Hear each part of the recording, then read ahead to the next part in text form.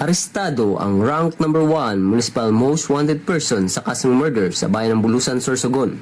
Noong Agosto taong kasalukuyan, isang makabuluhang tagumpay para sa kapayapaan at pagkakaisa. Matagumpay na naaresto si Kamayang na dating miyembro ng CTG sa isinagawang manhunt Charlie Operation ng mga tauhan ng Army P5 Tracker Team 504th Maneuver Company sa ilalim ng pamumuno ng Company Commander na si Police Major Romil D. Miras kasama ang Bulusan Municipal Police Station, COLT-2, Intel PLTN ng 22 IB, 9 ID, Philippine Army at 2nd Sorsogon PMFC.